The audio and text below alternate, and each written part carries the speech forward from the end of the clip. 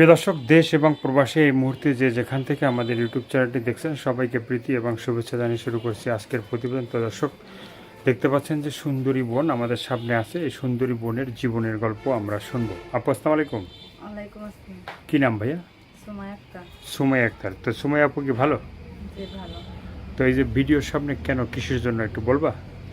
কষ্ট করে আসছে, আমি অনেক কয়টা ভিডিও ছাড়ছি, হ্যাঁ। সারা সহযোগিতা পাইনি।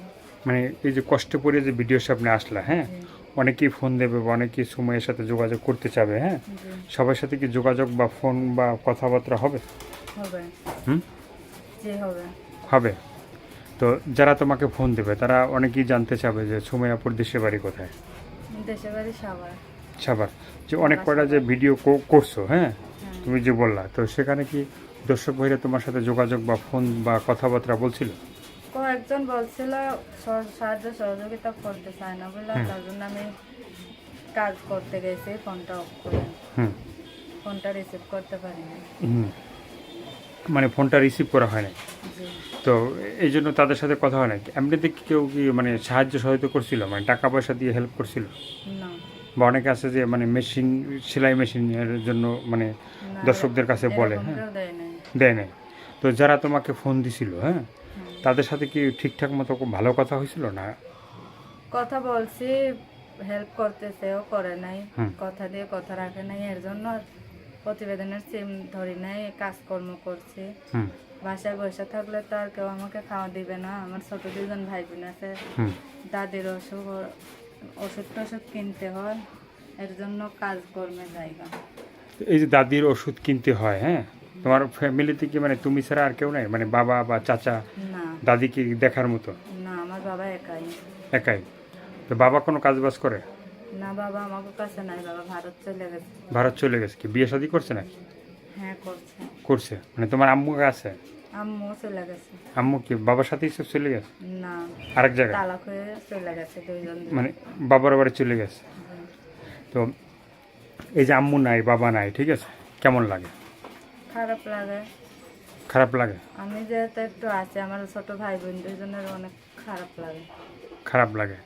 তো কখনো কি বাবা মার কথা মনে পড়ে বা মনে আসে যে সবার বাবা মনে মা তো আছে? বাবা মা কথা তো মনে পড়বে, মার বাবা ওকে কথা মনে না পড়লে কেমনে হইব?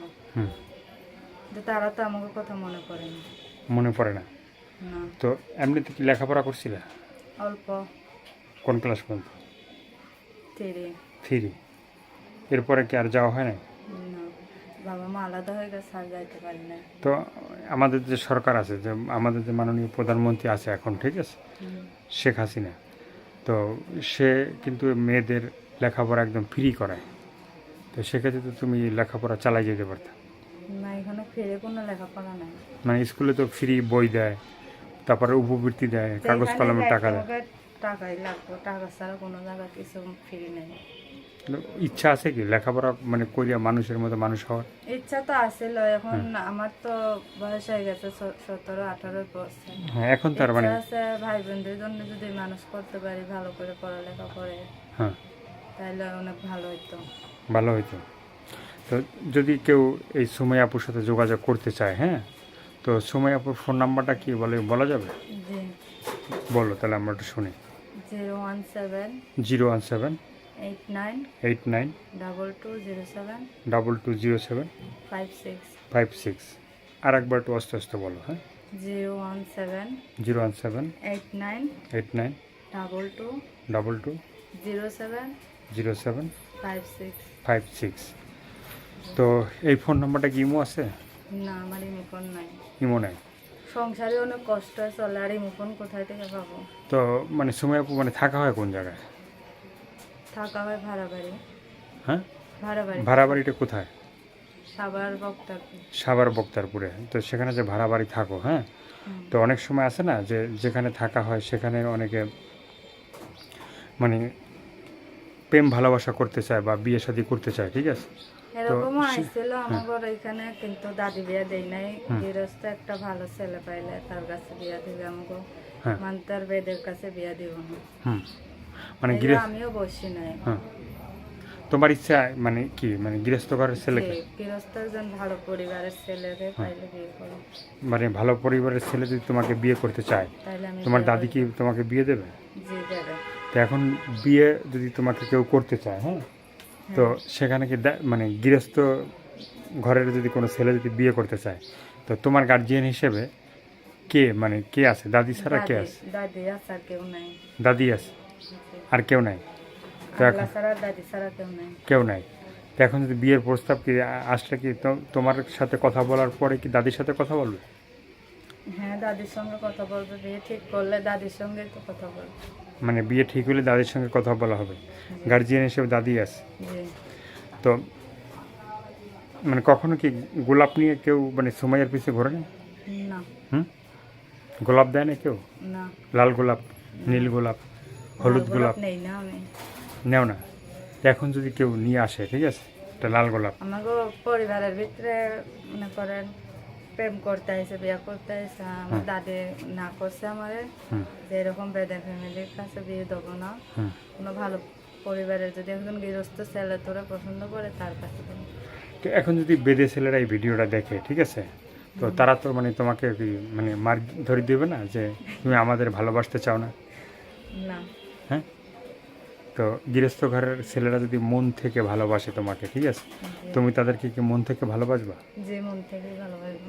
মন থেকে বললা তো তুমি? জি হ্যাঁ।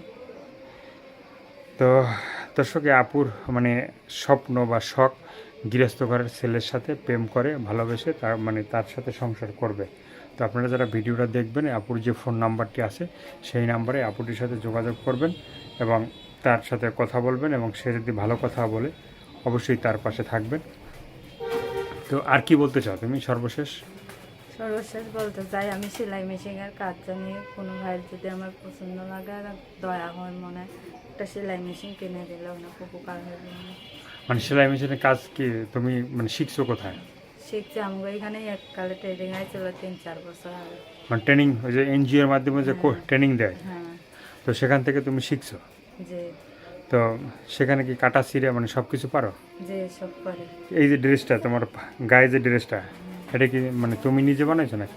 না এটা যে বাড়ি কাজ করে বাড়ি আলি দিছে, বাড়িয়ালি দিছে? ঈদের মধ্যে দিছে। ঈদের মধ্যে দিছে। তো দর্শক, ঈদের দেখেন যে সুমাইয়াপুর যে ড্রেসটা অনেক সুন্দর একটা ড্রেস, ঈদের ভিতরে মানে তার বাড়িওয়ালা মানে তাকে গিফট করছে।